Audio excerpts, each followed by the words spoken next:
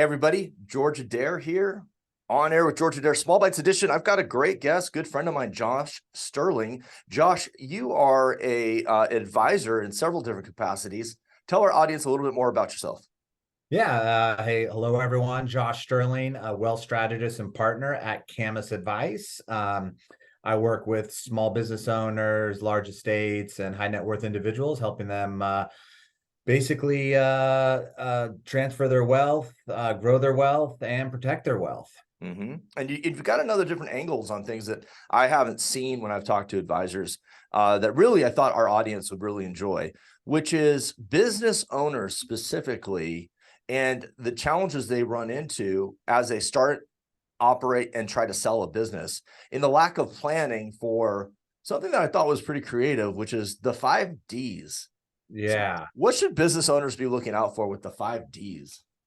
Yeah, well, I think one of the things that is a funny joke is we know that 100% of business owners are going to exit at some point in their lives. All right, we know that, Right, right? But right. what we don't know, or a lot of people don't know, that I'm here to share a bit, is that 50% of business owners actually exit the business in what we call unplanned exit, and that's the 5 Ds that you mentioned, and that Yeah. is death, disability, disagreement, distress, or divorce. And those are all, calamities, right? Those are big things that can happen. And it's kind of shocking to me when you and I were talking before that half of all business owners are going to experience one of these categorically, one of these Ds. And so how do you start a conversation with a business owner that's already got an active business and they haven't thought about, I don't know, let's pick a D. They haven't thought about divorce.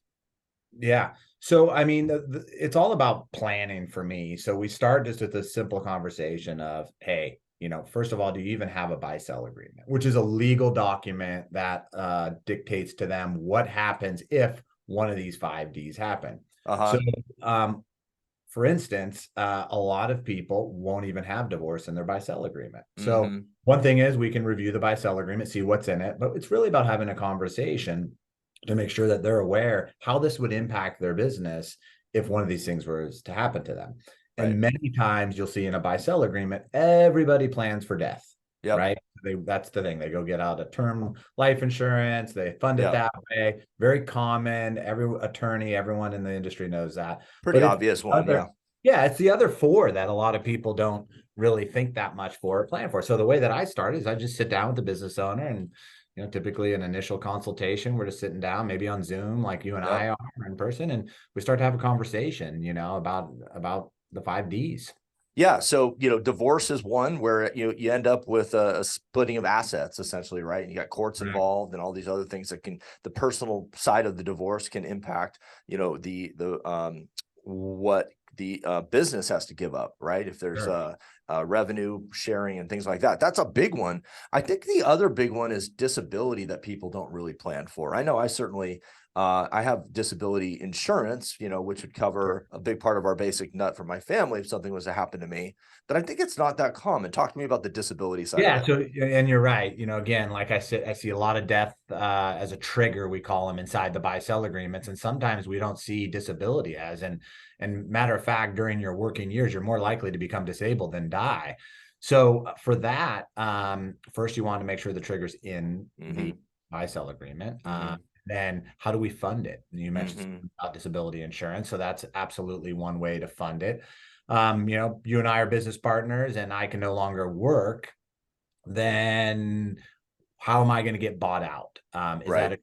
how do what I'm providing as far as my job, how does that get? Do we need to hire a new person? How is that all going to be funded?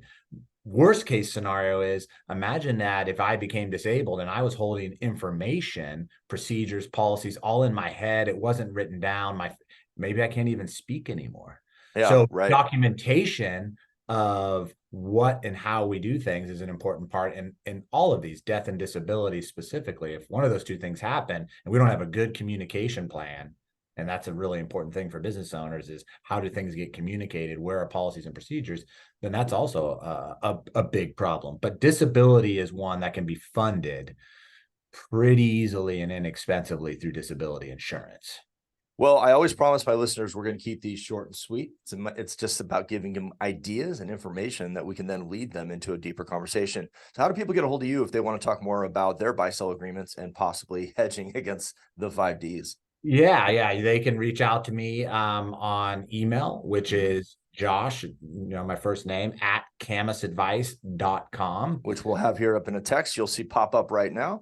Yep. And then you can also call me at 707-837-5214, which is my office line. No problem. And and there's a lot of information. You can follow me on LinkedIn as well. And I do short videos about 5Ds and many other things. I'm a certified exit planning advisor, a CEPA, so I'm able to put out a lot of information to business owners. I love it. This has been a great initial 5-minute conversation. We're going to do another one, folks. So watch for links and more information to come. Josh Sterling, thanks again so much for being on air with George Adair Small Bites Edition. Yep. Thanks, George.